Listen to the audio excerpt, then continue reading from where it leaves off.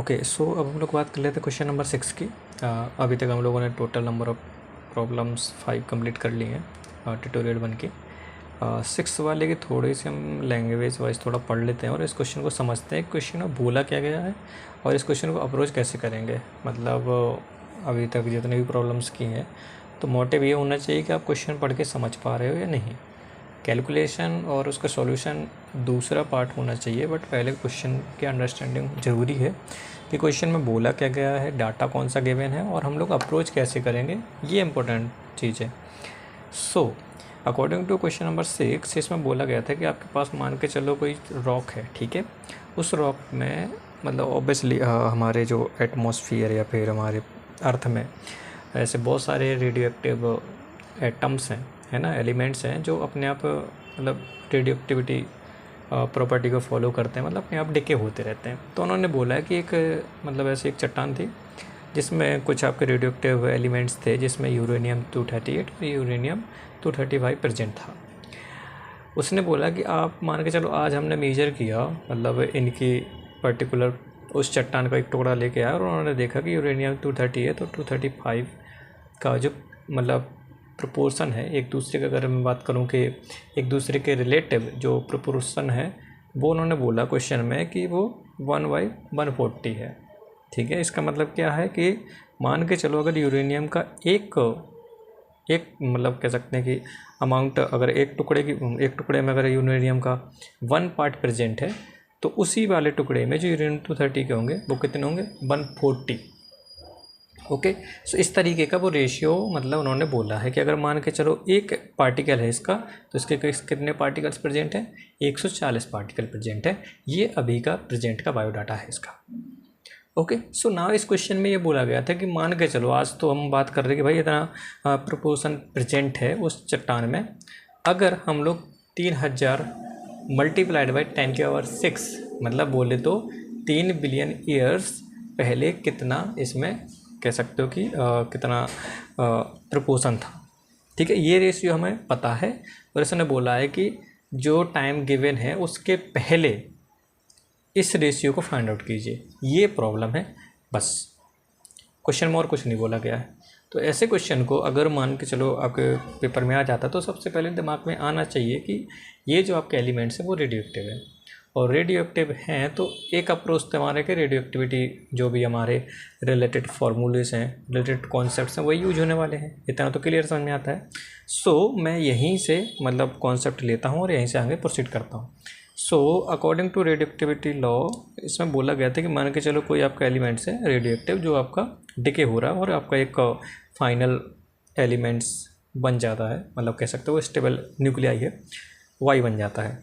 तो इससे रिलेटेड हम लोगों ने एक पर्टिकुलर रिलेशन निकाला था कि प्रेजेंट नंबर ऑफ पार्टिकल्स और जो पहले पार्टिकल्स थे उन दोनों के बीच में रिलेशन कुछ इस तरीके से हमारा मिलता था।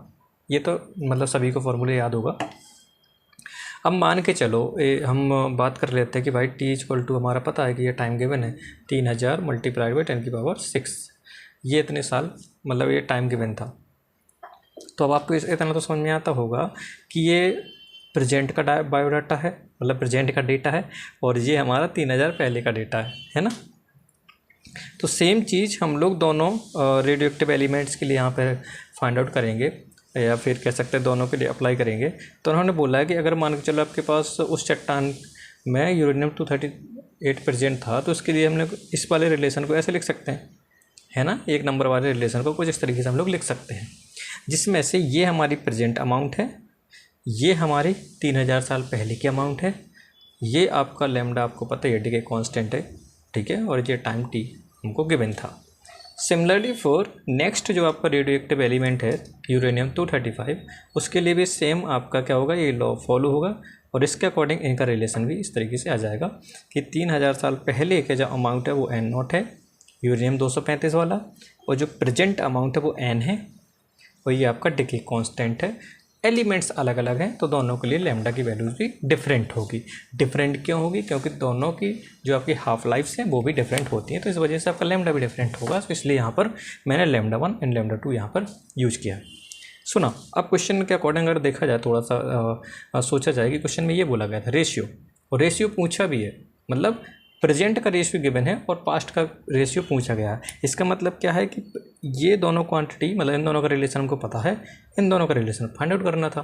तो मैंने कुछ नहीं, रेशियो जस्ट लिया है, जैसे रेशियो ऊपर गिवन था वैसे ही मैंने पास्ट टाइम के लिए रेशियो बनाना चाहा, तो कुछ इस तरीके से मेरा ये बन जाएगा। कैसे कि इस वाली इक्वेशन को इससे मैंने डिवाइड कर दिया तो हमारा ये वाला आ जाएगा, है ना। जस्ट मैंने कुछ नहीं किया, लैम्डा की पावर को ऊपर नीचे ले गया, तो ये हमारा कुछ आफ्टर रीअरेंजिंग ये हमारा मिल जाएगा क्वेश्चन नंबर 2।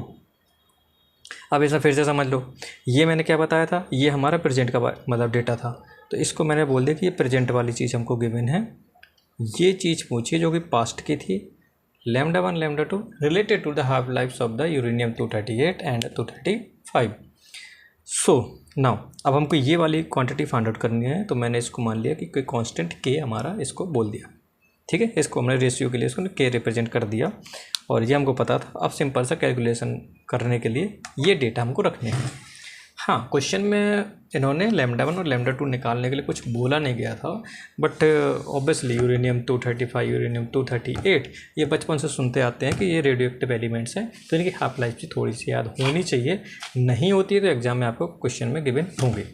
सो नाउ अब मैंने क्या किया कि ये प्रेजेंट वाला गिवन था रेशियो, तो ये मैंने 1 डिवाइडेड बाई 140 यहाँ पे यूज कर लिया, उसकी जगह के कांस्टेंट है जो कि पास्ट वाला रेशियो पूछा गया है, और ये मैंने इसे रीअरेंजिंग कर दिया तो यहाँ से आ जाएगा। नाउ अब क्वेश्चन में मतलब ऐसा कुछ बचा नहीं जिसको मैं मतलब बताना पड़े, बट हाँ क्वेश्चन में थोड़ा सा उन्होंने हाफ लाइफ्स के बारे में नहीं बताया था दोनों रेडियो एक्टिव एलिमेंट्स के रिगार्डिंग, तो आपको थोड़ा सा याद रखना है, वरना क्वेश्चन में गिवन होगा कि जो आपका हाफ लाइफ ऑफ 238 होता है वो 4.5 × 10⁹ ईयर्स होता है, और यूरेनियम 235 के लिए जो हाफ लाइफ होती है वो 0.7 0.8 ऐसे करके होती है, × 10⁹ ईयर्स होते हैं।